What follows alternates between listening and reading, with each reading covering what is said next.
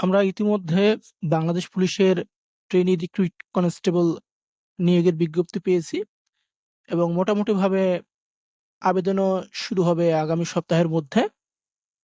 আমাদের লিখিত পরীক্ষা সময় বেশি নেই।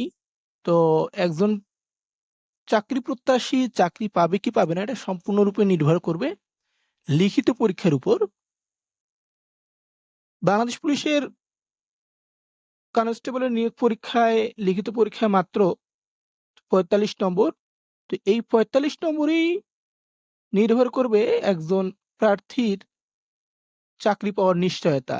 তো আমাদের এ কারণে লিখিত বিষয়ে খুব ভালো একটা জোরালো প্রস্তুতি দরকার। তো আজকে আমরা আলোচনা করব লিখিত পরীক্ষার সিলেবাস নিয়ে। এই সিলেবাস সম্পর্কে আমাদের মোটামুটি একটা ধারণা থাকলে আমরা খুব সহজেই কোন কোন বিষয়গুলো পড়তে হবে তা জানতে পারবো এবং একটা কাঙ্ক্ষিত নম্বর তুলতে পারবো বলে আশা রাখি। ওকে, চলুন তাহলে আমরা আলোচনা করি আমাদের লিখিত পরীক্ষার সিলেবাস সম্পর্কে। তো আমরা লিখিত পরীক্ষার সিলেবাসে দেখতে পাচ্ছি এখানে আমাদের পূর্ণমান ৪৫, সময় সাধারণত ২০২৩-২০২৪ যদি আমরা দেখি সেখানে সময় ছিল ১ ঘন্টা ৩০ মিনিট করে। এই ৪৫ নম্বরের ভিতর আমাদের বাংলায় ১৫ নম্বর, ইংরেজিতে ১৫ নম্বর, গণিত এবং সাধারণ বিজ্ঞানে ১৫ নম্বর, এই নিয়ে মোট ৩ বিষয়ে ৪৫ নম্বর। তো বিস্তারিত সিলেবাসে আমরা দেখবো এবার বাংলা বিষয়। বাংলায় ১৫ নম্বর। তো এই ১৫ নম্বরের ভিতর কোন কোন বিষয়গুলো থাকে সেগুলো নিয়ে আমরা আলোচনা করব। চলুন শুরু করি। আমাদের রচনায় থাকে সাধারণত একটা রচনা থাকে। এই রচনায় নম্বর বরাদ্দ থাকে ৭ থেকে ১০ নম্বর।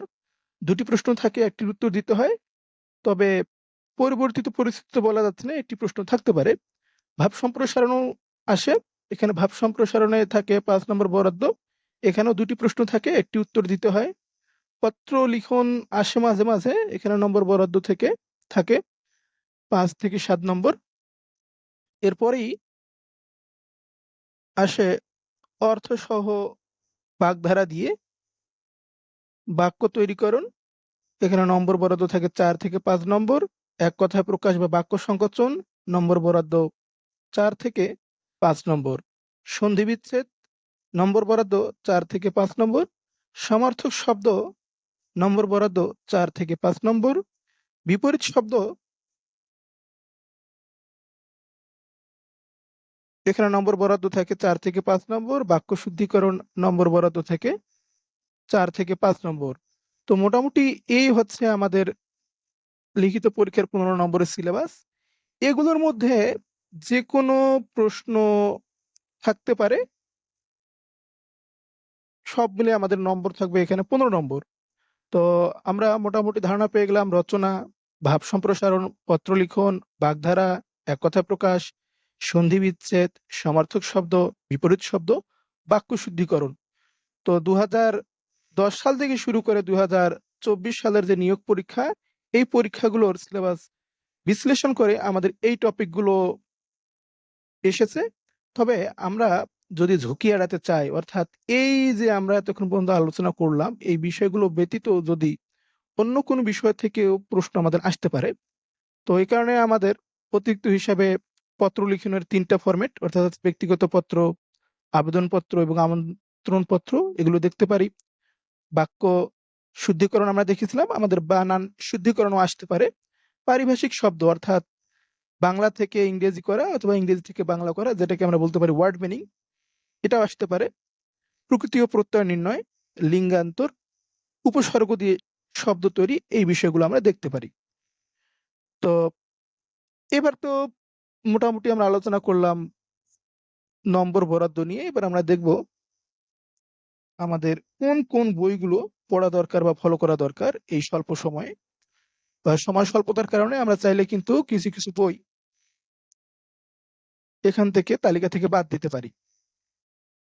আমরা বিরোচন অংশের জন্য দেখতে পারি নবম দশম শ্রেণীর রচনা সম্ভার, অগ্রদূত অথবা প্রফেসরস প্রকাশনের বাংলা একটা বই পাওয়া যায়, সেটা আমরা দেখতে পারি। এটা বিসিএস সহ অন্যান্য সকল পরীক্ষার জন্য প্রযোজ্য। তবে বেশি বই ঘাটাঘাটি করার দরকার নেই, যে কোনো একটা বই পড়লে হবে।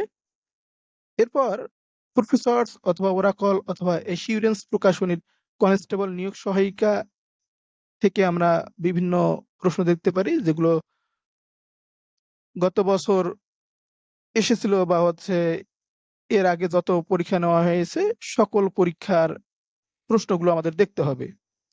এরপর আমরা ব্যাকরণ অংশের জন্য নবম দশম শ্রেণীর 1996 যে শিক্ষাবর্ষ, ওই শিক্ষাবর্ষের ব্যাকরণটাও দেখতে পারি। তো এই হচ্ছে আমাদের মোটামুটি আজকের বাংলা বিষয়ের আলোচ্য বিষয়। আমরা ধারাবাহিকভাবে প্রত্যেকটা বিষয় আলোচনা করব, কিভাবে প্রস্তুতি নিলে খুব ভালো একটা নম্বর পাওয়া যায়, আমাদের নম্বর বেশি উঠাতে লেখার পদ্ধতি কি হবে, এই সময়টাকে কিভাবে কাজে লাগাতে হবে, এ সংক্রান্ত ভিডিও আমরা পরবর্তীতে তৈরি করব। তো আমরা আবারও একটু বাংলা সিলেবাসটা দেখে নেব কি কি বিষয় আছে। বাংলা সিলেবাসের নম্বর বরাদ্দ 15। এর ভিতর থাকবে রচনা, ভাব সম্প্রসারণ, পত্রলিখন, বাগধারা, এক কথায় প্রকাশ, সন্ধি বিচ্ছেদ, সমার্থক শব্দ, বিপরীত শব্দ, বাক্য শুদ্ধিকরণ। এই সিলেবাসের অংশগুলো আমরা নিয়েছি 2024 সাল থেকে শুরু করে 2010 সাল পর্যন্ত বিভিন্ন সময়ে অনুষ্ঠিত হওয়া কনস্টেবল নিয়োগ পরীক্ষার বাংলা অংশ থেকে। তো আমরা পরবর্তীতে অন্য কোনো বিষয় নিয়ে আলোচনা করব। ধন্যবাদ।